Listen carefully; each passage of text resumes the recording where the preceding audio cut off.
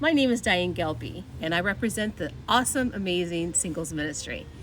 Today I'm going to talk to you about my favorite characteristic of God and what's helping me to stay still before God during this time.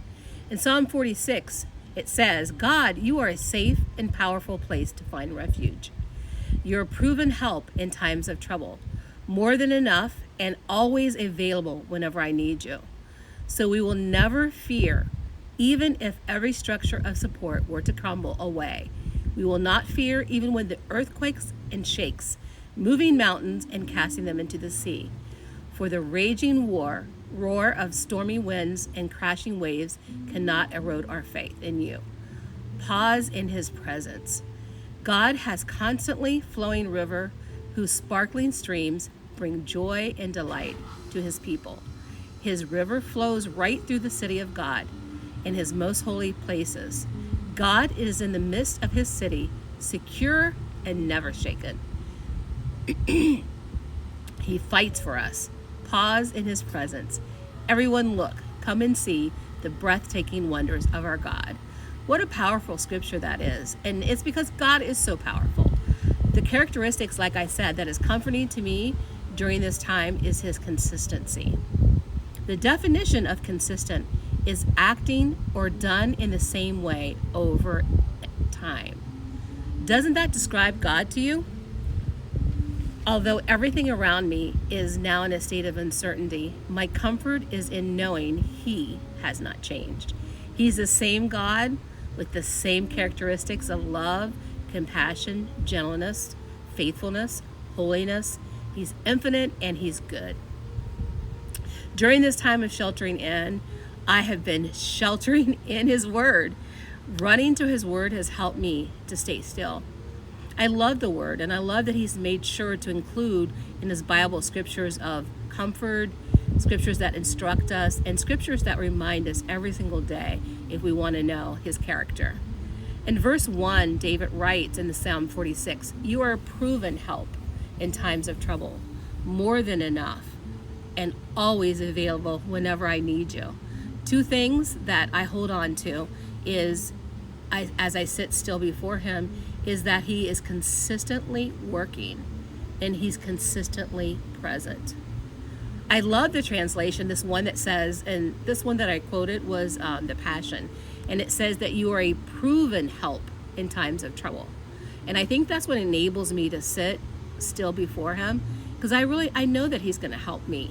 This situation is not new to God, and it's not too hard for him. It's not something that I go, you know what, I don't know if God can really help us in this situation. I know that he can. I look over my life and remember situations that have been challenging and scary at times, and he showed up and he helped me many times in ways that I could not even imagine, from small things that I needed and prayed to him and to the big things. He proved himself consistently there. And from the beginning of my walk with him, that insecurity of can I really change and be the daughter to him that he expects? And then the challenge of can I glorify God as a wife? And then can I survive before God as a widow and a single mom? Get two kids through college, and then even now, the last 30 some years, can I walk daily with God? And he's always come through. I can think of just even this last fast that we did.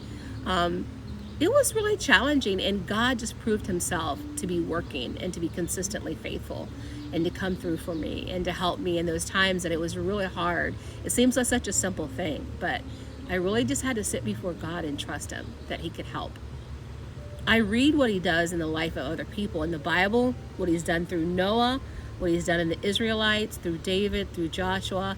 They ask him for help and he always came through. He's consistently working. I've seen what he's done in the lives of the people around me, situations that they had, and God never changed his desire to help. He's always there. During the last couple of months, I've been reading my favorite scriptures in 1 Samuel and in Judges. Scriptures that remind me of God's character, of consistency. Seeing my heroes of faith go through what seemed to be overwhelming and no-win situations. and God would do what he always does. He always gave them a victory. My favorite is in Judges 7 with Gideon. God tells Gideon to go fight the Midianites. Gideon starts out with 32,000 men. I think I could, be pretty confident in that. And then God, little by little, makes Gideon reduce the size of his men. By the time he goes to war with them, he's got 300 men.